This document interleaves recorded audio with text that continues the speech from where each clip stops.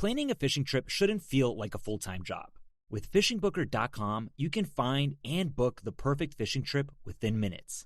Fishingbooker.com connects you with trusted fishing captains around the world. Booking is fast, easy, and secure, with access to verified customer reviews, loyalty rewards, and around-the-clock customer support. Everything you need to book with confidence is in one place. So head to fishingbooker.com and start planning your next fishing adventure today. Scree gear is more than apparel. It's a tribute to the relentless, the tireless, the true guardians of the wilderness. It's for those who seek not just a game, but a legacy. Not just a sport, but a way of life. In our gear, you're more than a hunter. You're a story, a tradition, a legend in the making. Scree is your journey, your triumph, your success. Join the working man revolution. Success awaits.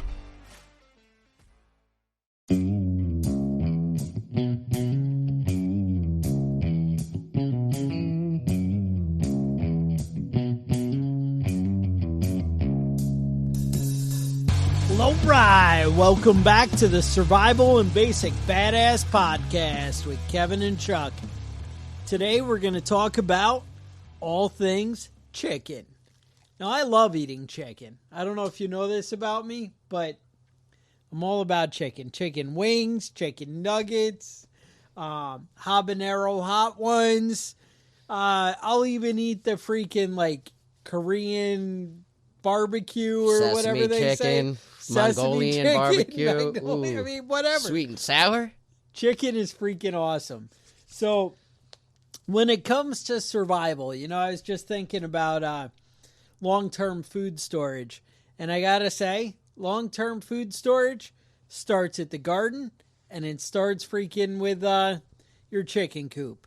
Now, you're like, well, that's not really storage, my friend. And you're right. I'd agree with you. But just the same, if you want to be eating long into the future, after the grid goes down, chickens are a great place to start. And your garden is a great place to start. Those feathers keep that meat fresh for you. I also mentioned some kind of excitement about rabbits, but, you know, you already know my thoughts there. So, anyway, chickens. Let's get into it. All right. Kevin, you want me to start this, or you have some thoughts? Yeah, why don't you go ahead and get started? All right. Now, in the past, we've only touched on chickens.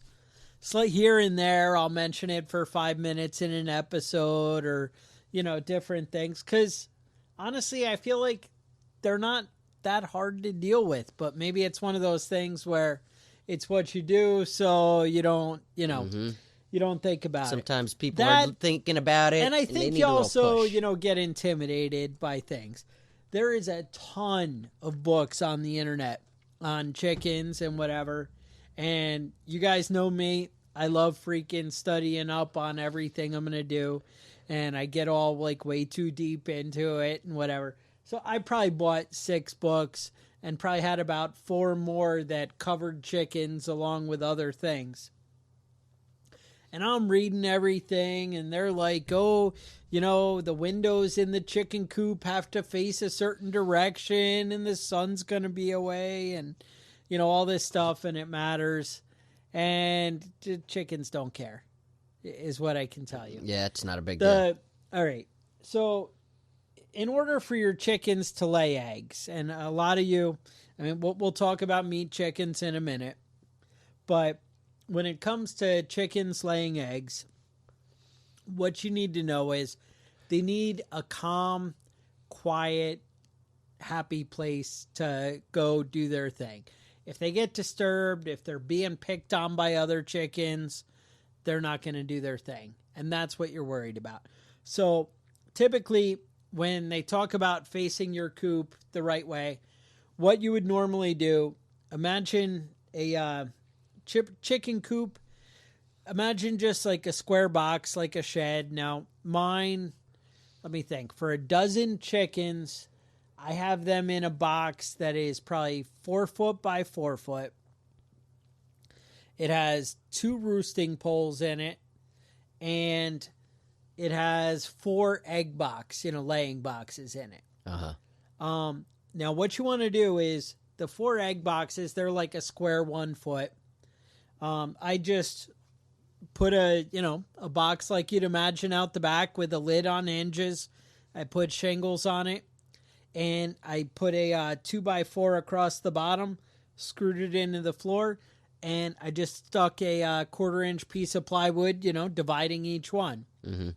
And they have that little 2x4 as a barrier to the outside. That's kind of nice because what I do inside the chicken coop, man, it's hard to describe all this stuff. You're kind of all over the place, in my head. I basically, like I said, made a 4x4 box with the, nesting boxes on the outside of it. Then I put windows above the nesting boxes. Mm-hmm. So the idea is the sun will shine in, and you want kind of the morning sun to hit the windows. It'll shine in, but it won't, it'll be the opposite direction of the nesting boxes. Right. It's going right over the nesting boxes. Mm-hmm. So that way the nesting boxes are dark and quiet. Mm-hmm.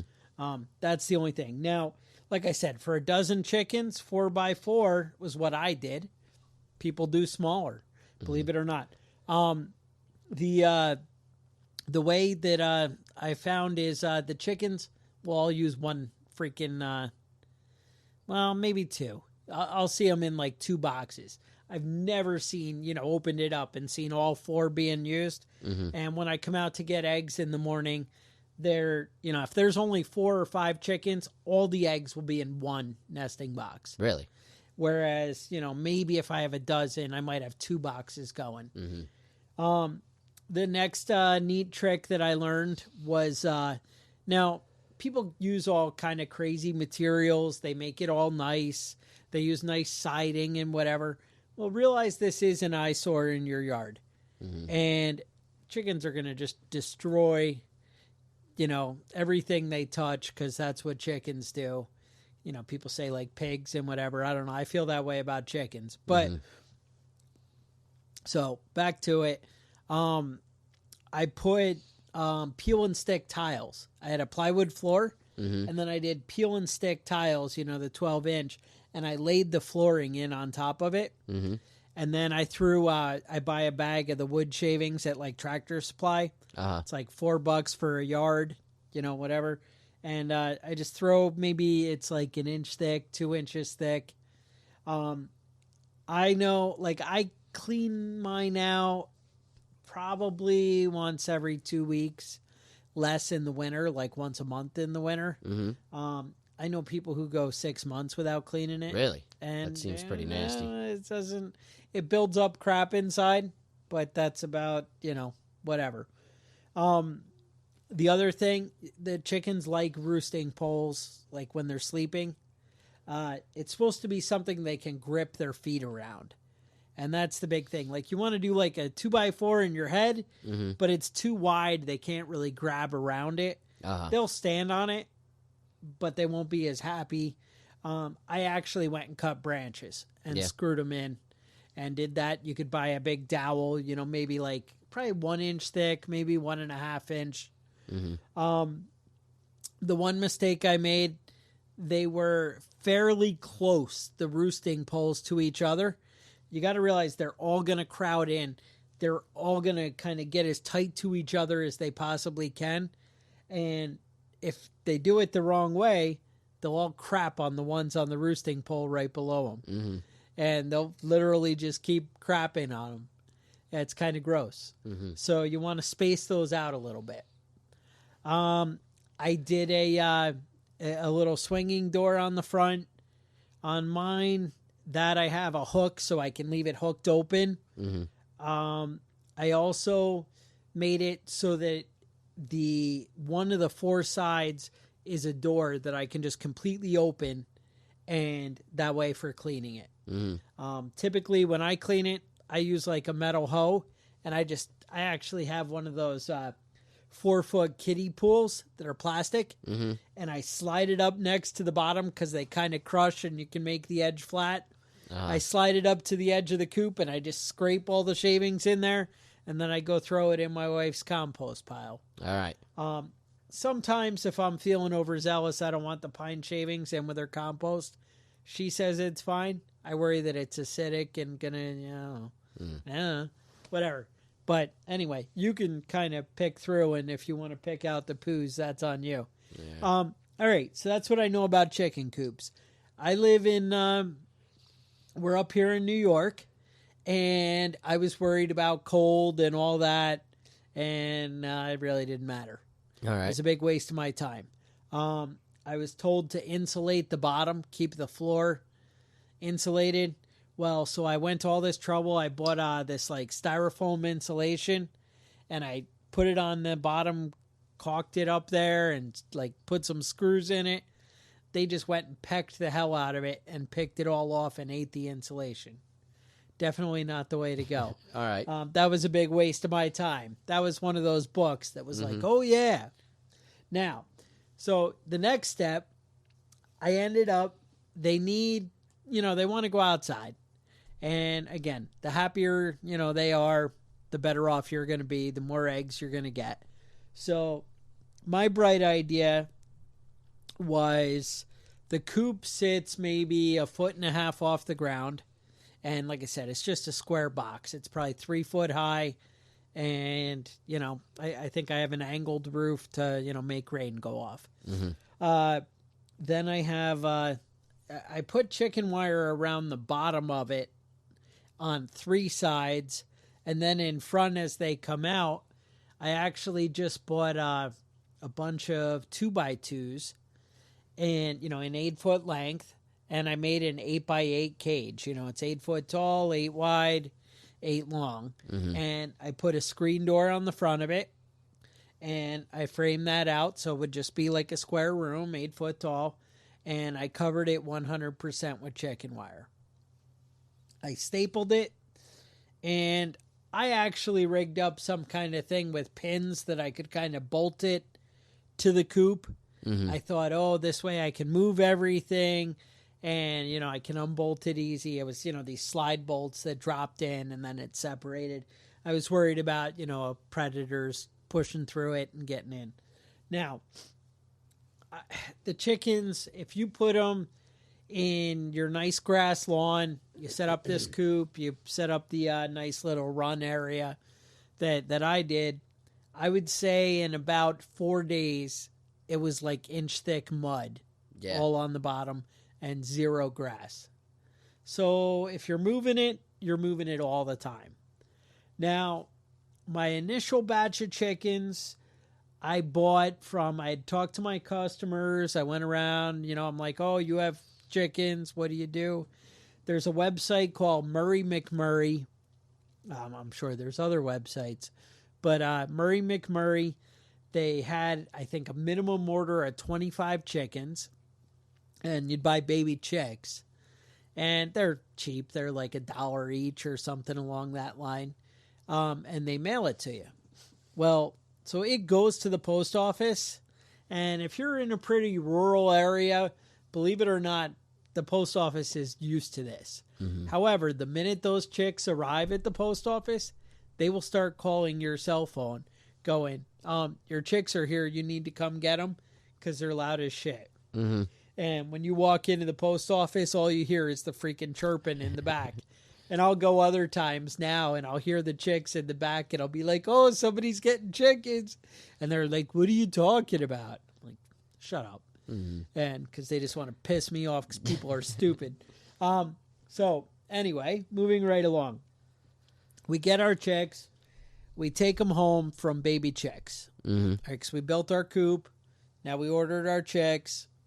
Take the chicks home, and I first started out with that same blue kiddie pool to start them out with. And you buy one of those heat lamps, the little red lamp, and you point it at the ground, whatever. You'll see in Tractor Supply when you go in how high they have the lamp. They want it to be pretty warm. Now, what's cool is if you give them a big enough area, you can't mess it up, because what will happen is the chickens will all come and huddle right under the lamp if they're too cold, and they'll move away from it if they're too hot. Mm-hmm. So you'll come in and you'll see all the chicks right under the lamp, or they'll all be way out. And then you kind of adjust it up or down based on that. You don't want to put them in a room that's going to be 60 degrees and have the lamp. You kind of have to be around 70. Yeah, around 70 is fine. I think mine ended up being like 68. It was in the basement, but I was paranoid with the lamp, and I made sure, it had kind of high sides to keep the heat in there with them. So the chicks, I think it took about 3 weeks. Basically, you just wait till they start getting feathers. The big thing you're worried about is that they're going to be big enough that a hawk isn't going to come and swoop them away. Once they're starting to get feathers, I think around 3 weeks, you move them out to the coop. I kept them in the coop itself without the run, without the fenced in area. Probably about 3 or 4 days. You're constantly giving them water. The baby chicks, you're feeding them at least twice a day. And let me think what else. So then you can start letting them out into the run protected. You need to either be in the yard around them the entire time they're out if you let them out in the grass and stuff, or you need to wait until they're like full size, what you imagine full size to be, because otherwise the hawks and stuff will come and swoop them right up. Once they're full size and you got a few of them, no problem. You can let them free range. Now, so here's the next step. So I thought I was cool. I let my chickens out. They run around. I save on feed. They eat all the ticks in my yard. It's a win for everybody. It's supposed to be something ridiculous, like they eat like 2 pounds of ticks a freaking day or something. I don't know. Don't hold me to the details. We have 2 pounds of ticks a day here in New York. It's that bad. But yeah, they freaking eat some bugs. So no problem. Great. Everything's cool. Plus I had grubs in my yard. I'm like, this is great. They're going to eat everything. Everything's awesome. 3 years go by. No problem. Every day I let them out, and you just lock them in at night, and no problem. And they usually, like, you have to kind of push them in maybe the first night or two, and then it just occurs to them to go back in the house, and no problem. Let me think. So then I did one day on Mother's Day, because, Mother's Day, we go out for ice cream. Chicks are out all day. We leave for a half hour, go to the ice cream store, come back, 20 dead chickens in the yard. It's a bloody massacre everywhere. Mm-hmm. And apparently in the springtime, or whenever Mother's Day happens, I don't know, foxes like to teach their baby foxes how to kill things. So that's what they do. But it was just the weirdest thing to go 3 years, nothing, and then in one day, wiped out. So now the chickens pretty much are inside, and I'll only let them out because they're hard to round up. They don't want to, people are like, oh, I just shake my feed bucket and they all come running. Yeah, that works a few times. And then they're like, yeah, but there's a billion bugs out here, and I know what's going to happen when you shake that feed bucket. You're just going to lock my ass in the coop. Mm-hmm. So, that kind of, so. So now I pretty much, unless I'm going to be okay with them being out until dark, because they'll go in naturally at dark, then, whatever. As far as roosters, it kind of depends what you get. If you have multiple roosters, one will become dominant, and the other one will kind of just act like a chicken, or the other ones, whatever. Roosters can be kind of jerky. They'll peck at your kids. They'll jump up on them. They can bite at you. I'm always paranoid. I heard a story about a chicken plucking out a guy's eyeball. That doesn't sound like something I want. I know, like the jerky set of chickens I have right now, I'll go down and be like fixing the fence, a coyote or something will be pounding his head through the fence all night and open up a little part. And so I'll put it all back and be stapling it. They'll come over and peck at my fingers and bite them because they freaking 'Cause Oh, they're that little looks like a assholes. fat worm, or I Yeah. think it's because they're assholes. Yeah. That's my thought. I don't know. There's a lot of that. The roosters are good and bad. They do kind of protect the chickens. Some roosters are amazing and will do a great job protecting. I've definitely seen a rooster of mine scare off a fox and go fight the fox. And I've had other roosters who would go out of their way to stand behind all the hens when the fox was there. So he knew damn sure he was safe from, everything else. So, it's kind of a luck of the draw on that one. All right. And just sip the beer. Now, what kind of eggs are you getting from these chickens? Now, a chicken is supposed to lay eggs once every 22 hours. All right. Now, the thing is, a chicken, if they lay all year long, will usually be a good layer. They're supposed to start around 9 months old, Mm-hmm. and they should be good layers for about 3 solid years if they're laying all year long. Mm-hmm. Now, the reason I say that is because as soon as the days get shorter and it's wintertime, they will stop laying. Now, you can beat this by putting a light on a timer inside the coop, and you have that light turn on at 5 in the morning every day, then they'll keep right on laying all year long, and you can do it. Now, some people say it's a good idea to give them a break. They'll lay longer, but it seems like you get the same amount of time of laying. Mm-hmm. It's just whether it's spread out over a bunch of years or not. Right. So that's your call if you need them. I don't really need eggs that bad. I don't mind just letting them not lay in the winter. Mm-hmm. That's what I do. The roosters, like I said, it's, I always hear from the wife, when they do their mating thing. Apparently, basically the chicken will be walking along dumb and happy. The rooster runs up, jumps on top of them.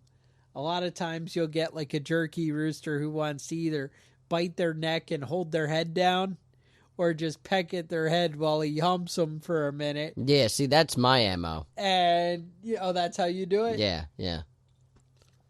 And Jump on top and peck at jump their on head. top, peck at their head, and then they're gone, The ladies love that. Ladies love that. All right. So, that's maybe your thing. Now, what's weird is I've had roosters that'll be the jerk and whatever. And I mean, that's how they do their thing, but I don't know that they need to be like biting the one's head. And then like they'll finish and they'll just like stand up and stand on the hen for like a minute to just be like, oh yeah. And you're like, that guy's a dick. So, but then it's funny because then I'll kill the rooster or whatever for whatever reason. They'll attack a kid or who knows what. They become dinner. Get hungry, yeah. And, whatever. And they'll, the hen will take over and do the same thing. Yeah? They'll run over, jump on top of the other hens and be like, I'm in charge now. And do the same thing, pecking at their head. And you're like, you're a girl. I don't know if you know this. Mm-hmm. But they don't know, whatever. I hear people talk about broody hens or, how they make, babies. So you got a rooster. All the chickens they're getting their shot. All those eggs are getting impregnated once a day. Mm-hmm. One rooster, 20 hens, no problem. It's probably happening 4 or 5 times a day for each hen. So it's not a problem. So, all right, everything's good there. To get a hen to sit on the eggs, it's not something I've seen. I'm sure you can read a book, but it's not something I've seen that you can force. Mm-hmm. They say a hen decides to be broody and it just never wants to come out of the coop. Doesn't even seem like it wants to eat. It just sits in there on the eggs. And I know, like, I, for the last year, haven't had a rooster. Mm-hmm. And I can't get, one of the hens off the freaking eggs. And I have to, like, throw her out, take the eggs and whatever. Sometimes I feel bad and I leave one or two. Just so she feels like she's I'm doing like, something. Oh, yeah, go ahead. Knock yourself out. We went online and looked, and they were like, oh, well, if you cool the hen down, because they like when it's, like, really hot out. is when they want to do it because they know it's a good time for raising babies because you don't want to raise babies in the winter. Right. That kind of stuff. So, I don't know. Now, I don't want to admit to any shortcomings, but I will say one of my kids told me, "Oh, you should bring up the what did he call it? The Holocaust. Chicken Holocaust. I heard about this." And I was like, "Oh, you mean the day that the fox came and ate all the hens?" No, not that Holocaust. And he's Holocaust. like, "No, not that Holocaust, the other one." And I'm like, "Oh, the other one." So, if you're like, "Oh, I'll teach my kids responsibility," and be like, "Yeah, you need to get up and feed the chickens and give them water." And turns out we were locking the hens in at night because the fox and stuff had been, ripping through the fence and different things. And it gets pretty hot in the day. So I'm just saying, you might want to make sure as an adult that you're making sure the door gets open, that the chickens come out every day, that kids aren't just playing video games all day and then going, "What? I was supposed to let the chickens out? What do you mean?" "Oh, don't worry, they're just sleeping." Yeah, that's not a good one. And now, I still hear horror stories, so who knows? I'm just saying, things like that, I've heard of them happening. Don't let that happen to you. Yeah, otherwise you're going to have a bunch of rotten baked chickens. Nobody wants baked chickens. Now, as far as eating your layer hens. Now, I've seen videos on the YouTube. Turns out Amish girls can freaking, in 2 minutes, kill and pluck a hen. And they're ready for the fryer. The first time I did it, it was because one of the roosters attacked one of the kids. And I was like, "That's it, he's done." And so I grab him and I take care of him. Basically, I broke his neck. And it was already too late. I shouldn't have even attempted it at this point. It was probably 7 o'clock in the summertime. So it was dusk, still light enough, and I'm like, all right, I'll do this on the tailgate of the pickup because I don't want a big mess in my house. Well, it took me 40 minutes of me and a book and a big knife going through. And because they're like, "Oh, don't cut the organs, don't, this and that." And it was a freaking disaster. Now I'm down to about 15 minutes. And I'm like, wait, I can go to Sam's Club, buy one already roasted and seasoned for $4. Yeah. And I'm like, I don't really want to kill it and deal with it. So, but there are meat chickens. There are meat chickens. And you did a little research on some meat chickens? I did, and getting some of these meat chickens. Now, all chickens are meat chickens, really. You can eat any chicken. They say that they're a little tougher if you these hens. The big thing is how fast they grow. Is one of the things that it's going to make people excited about a meat chicken. Right. But also because they grow so fast, the meat is going to be different than more tender. All meat chickens are usually called broilers. Okay. And they can grow about 5 pounds in 5 weeks, 10 pounds in 10 weeks. They grow pretty quick, the ones designed for it. Specifically the Cornish cross. And that one can get to be 12 pounds in as little as 6 weeks. Now, that's the ideal chicken that, Purdue uses and all the factory farms use. Cornish cross, Cornish rocks, and leghorns are all in the same... Yeah, the same sort and of... they're all pretty popular. But yeah, go on. They taste better, but they need a lot more food than a regular bird. Birds that, chickens that grow that fast need to be fed a lot more. Okay. Jersey Giant, they're usually 11 to 13 pounds. They grow a little bit slower than the Cornish cross, but they lay a lot of big eggs. So if you do want to get a meat chicken and keep around for a little while, you can get a lot of big brown eggs from that. All right, like that. They say that's ideal for a homeowner that's growing chicken to eat for themselves. I did have this tired old farmer I used to go deal with all the time, and he was all about raising meat chickens. And, you know, I'd talk to him, ask him questions. This was before I was getting my chickens. And he's telling me about, 12 weeks. And he's like, yeah. He goes, if you just keep feeding them, they'll just keep eating. And he's like, they get so lazy that they'll just sit their head in the food, eat, and that's it. That's the only movement they have. They won't even walk around anymore. He's like, but the problem is, you got to watch, because as soon as they hit 13 pounds, he goes, I don't know what it is, but right at 13 pounds, freaking they have a heart attack every time. And he goes, they just fall over dead. So you'll get like, oh, I'd like a big 13-pound chicken. That's like a turkey, Right. You're getting excited. But nobody wants to pick up a dead chicken and cook it. And you don't want to, you're not eating it then. You don't know how it died, even though we all know they had a heart attack from just being a big fatty. Yeah.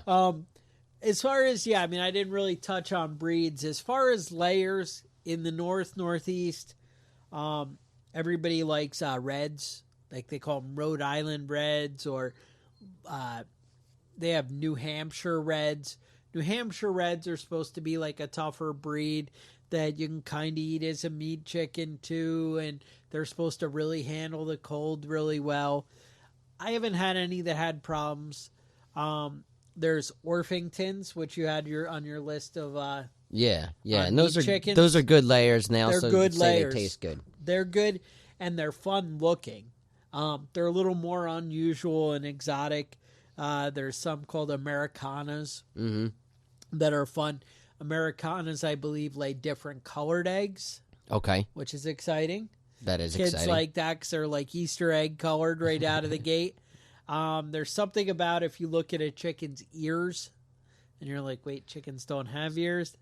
They do. You're pulling my leg. If you look at their ears, the color of their ear is the color of their egg. Really? Secret of the pros right there. Okay. All right. See? You All didn't right. think I knew? Interesting. Now, there's also a breed called Freedom Rangers. Somebody was talking about they're specifically bred for free range Okay. eating, They'll eat just about anything.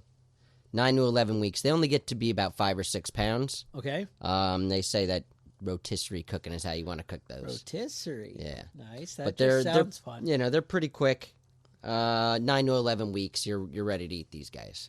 Yeah, but you figure, all right, so the end of the world, and I'm trying to feed my family an egg a day per chicken. You have a dozen chickens. And honestly, if you're in a nice climate, they're free ranging. Pretty much, they'll get enough food from free ranging that they can live. Hopefully you have some kind of scraps you're giving up in their protein and their fat. Right. They have to get a little bit of protein. Well, they're eating bugs. They're eating bugs. But one of the things, technically, if they're just free range, the shells will start to get really soft. Yeah. And you'll touch the eggs and they'll crack open. And sometimes they'll have a gross egg that just looks like a gelatin shell kind of. And you'll touch it. It'll feel like a turtle egg. How they're soft and you can push it in and whatever. I had that play out a few times. It's pretty gross. So what you do with that is you can up their calcium by crushing up the shells from the eggs you eat and mixing it in their food. And feeding it back to them.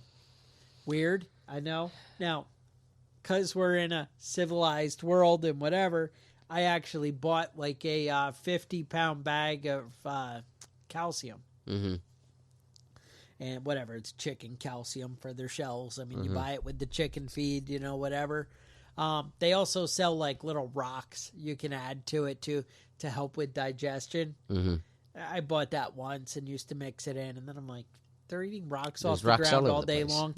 But so there was a little gravel you were supposed to mix in with their food.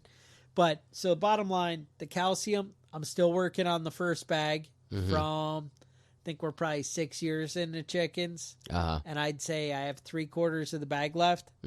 But, every once in a while, if I think about it, I throw a couple handfuls in with the feed.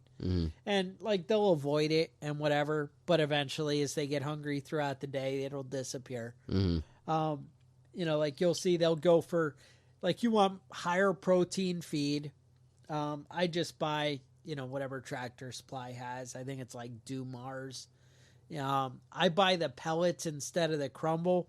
The crumble ends up being like a powder, and the chickens, they want the pellets that are bigger, especially once they're full size.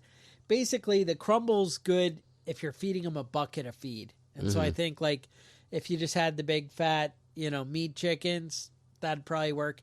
The other ones want to walk around and do their thing, and I just throw it generally about on the ground, in a couple of spots so they can each get it without killing each other.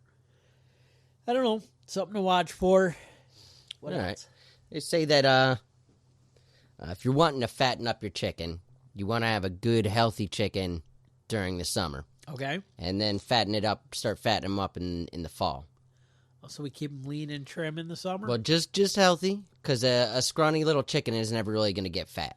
So you want a healthy chicken. Then they say feed it as much as it can eat for 12 hours, and then 12 hours no food. Really? Keep them hungry until the last little bit. And then they say keep the water and the food separate, just to make sure that they're moving around a little bit. Smart. And they say right when you're getting ready to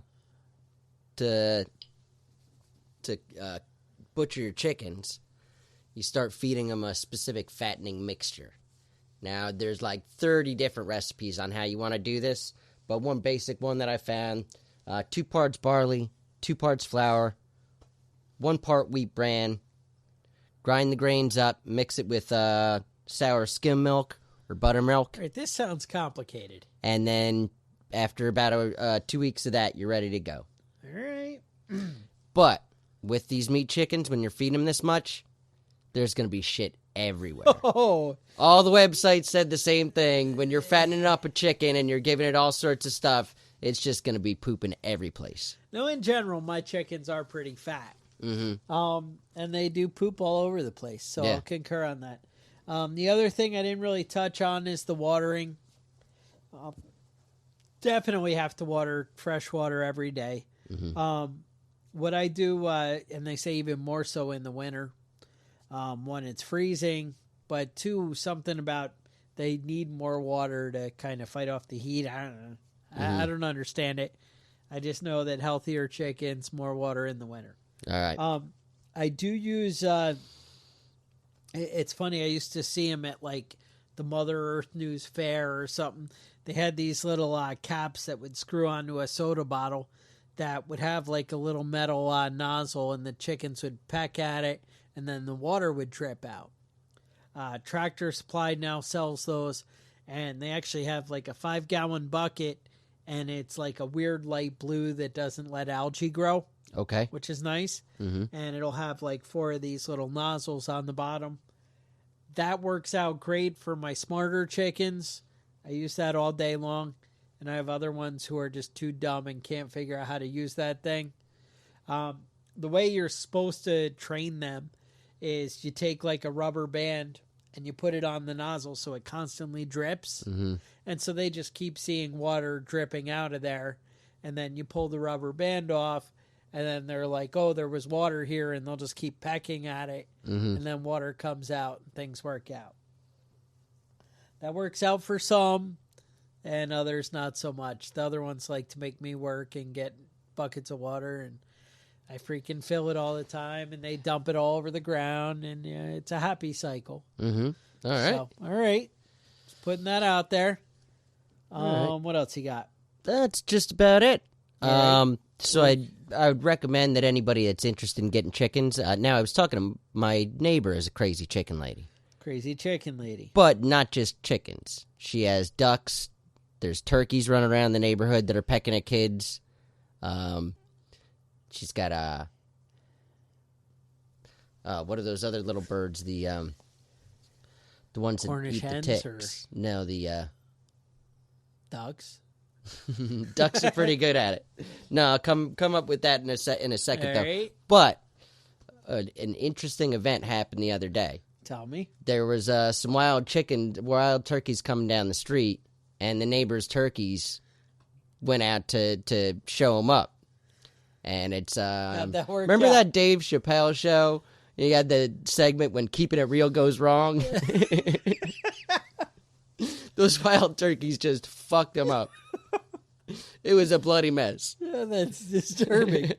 Were they dead or no? Just torn up. Just torn up. Just torn up. All right. But yeah. So that's what she told me, was that she's got 20 chickens, and it just exploded because she had roosters and chickens together. She was collecting the eggs, but they were, now she's got 20 chickens. She doesn't know what to do with it. She started with 4. She said not to let it get out of control. Start with 3 or 4 chickens and see how it goes. Now, we do have foxes here, and I do find her chickens all the time when I'm hiking around in the woods. Usually, like, they'll be back there with just the head bitten off, and the foxes are, like, saving it for later. After a fox attack, I always see just a leg. There's always, like, a leg laying there. I'm like, where'd that leg come from? Yeah, well, I did a little bit of investigating out there, and I found the fox's den. Yeah. And there was, like, feathers all over the place. And, interestingly enough, a bunch of deer legs. So I think what they had been doing is going down and finding the dead deer on the road and dragging parts of them back up. I don't know. So. Some big foxes around here. Yeah. But ducks, pretty good. Duck eggs, pretty good. They're large. Uh-huh.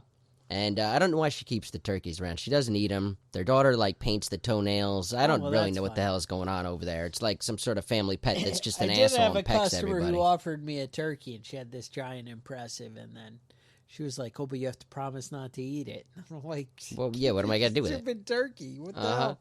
Yeah, no, but I think I've mentioned that before. All right. Our buddy Eric at EDC Coffee. Yep.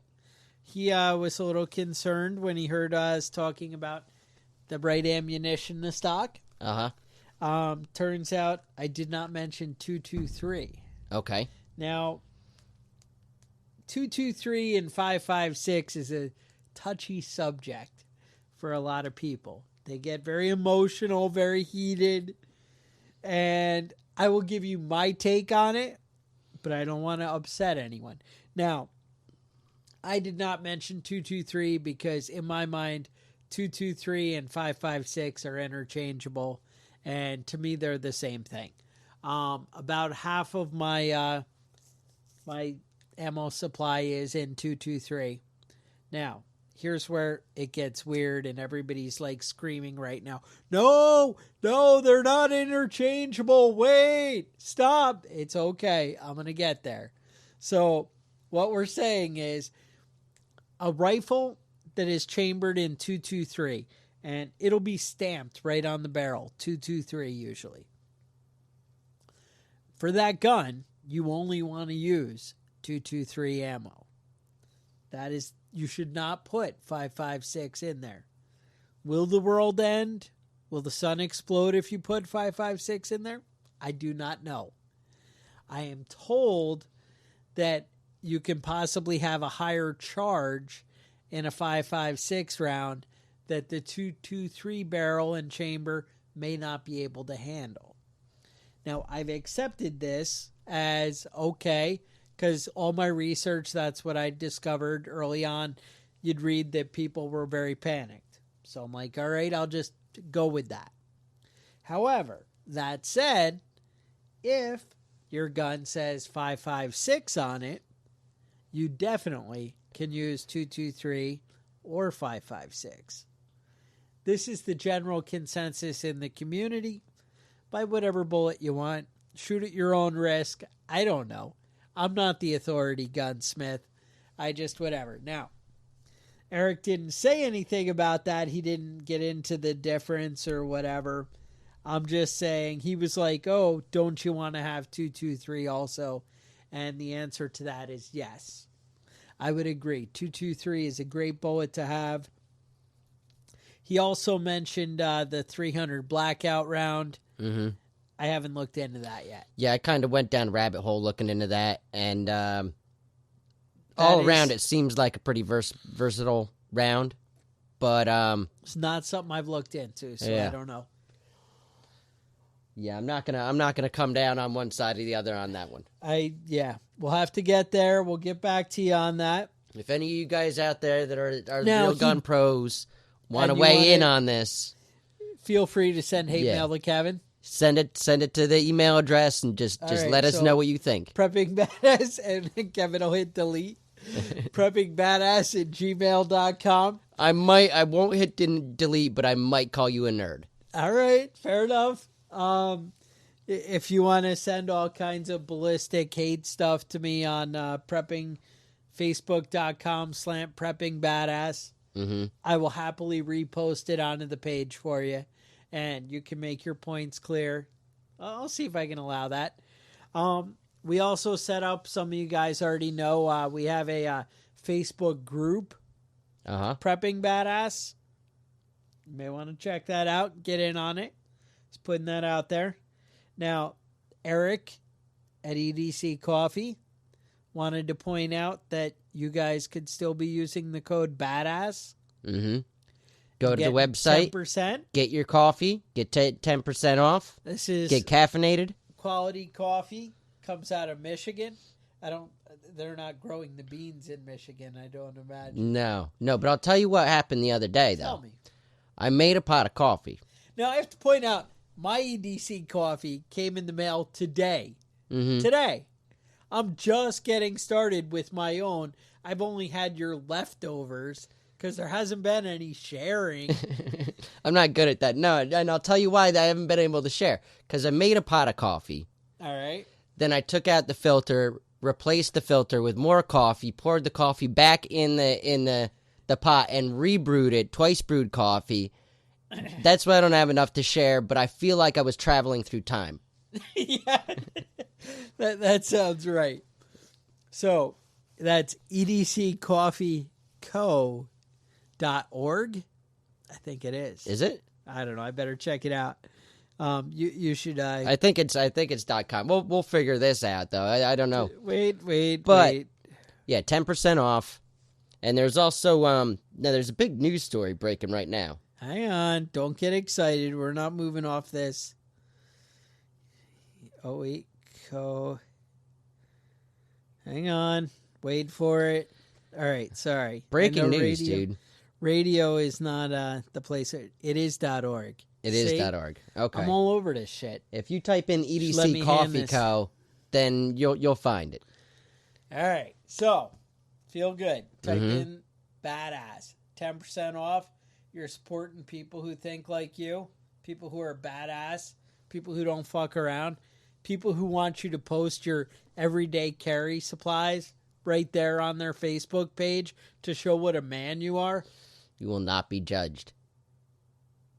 I don't know about all that. You might be judged. I mean, I might put some comments. That's right. I was talking to a friend of mine that's a socialist, and you judge told him? told her to go to our website.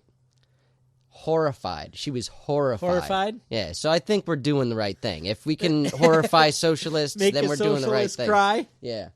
So All right. So, moving right along. Something happened in the news today. big news. Big news. Big news. All right. Largest recorded theft of sex toys in history. Woo! $60,000 worth of butt plugs and vibrators were stolen. Now, No, just butt plugs and vibrators? vibrators and dildos. And dildos. Yeah. So there's three, Now, vibrators and dildos are different? I guess it's just depends on the mechanics, All right. The rotating action or... Yeah. I don't... It's Fun Toys London is the company that had them All stolen. right, They were sure. doing I guess some sort of a sex toy And it was fun. convention. They had boxes out. They went to go inside to check with Guy had to something. use the Came back bathroom. out. Boxes were all gone. Woo! So important. Now, Southeast Michigan Volunteer Militia posted on their website that they've got some concerns about this. They feel like Antifa is gearing up for war, and they're just getting ready. stockpiling supplies for it. So, I mean, maybe we need to watch out for this. Just that keep sounds your eyes mean and and ears hurtful. open. They are coming after you. You like that? Just I watch play out. on words there. Just watch So, out. now, seeing as that the Southern Michigan militia, volunteer militia, are preparing for war because their enemies are, obviously, then they probably want to have their guns all cleaned and oiled and working in how do you think they're doing that? Top function? Tip-top shape, man. So is there Gotta be some ready. kind of website where you can do that? Yeah, man, there is. There is. Where would they want to go if they wanted Matt was put their guns in order? Matt from Ace High Armory has been sending us messages. All right. Said that we should go to their website. Go to his website. And he's got 15% 15% off right now if you go over there. Is it Prepping 15 is the code? It's capital, the word prepper, then the number 15. All right. Prepper 15. The whole word prepper is in capital letters. Mm-hmm. And 15 at Ace High Armory. So he's got great prices. He's got this gun elixir, freaking awesome. Mm-hmm. It's going to hook you up. Check it out. Prepper 15. I'll put a link in the show notes. I'll put a link to some coffee in there for you. Sounds good to me. Yeah, I've been chugging that coffee. That's why you haven't gotten any. I've drank all of it. There's like 3 cups worth left that I can brew. I ordered 2 packages. I did get a sticker. All right. So now I'm going to have to post pictures of my everyday carry. Mm-hmm. I don't know. He's going to be like, you should head over to Ace High Armory. Looks like that gun could use a little cleaning.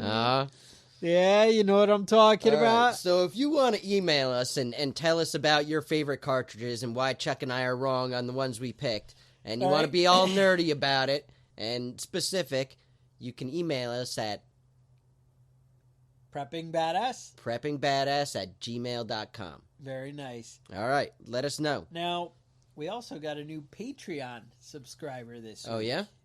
I do have to point that out. So Adam pledged some cash prizes for us. Nice. We're excited about that. I'm going to send him out some patches. So that's something you guys may want to get in on. Now also, I don't know if you guys have heard any rumblings out there in the social media empire out there, but the Prepping Badass podcast and team here, we're putting together a little prepare for the end of the world survival course. I'm just saying, watch for that coming in the near future. We have some good things coming. There's been some rumblings, and we got some really good things in the works for you guys. So get excited. Otherwise, stay safe, and we'll talk to you guys next week.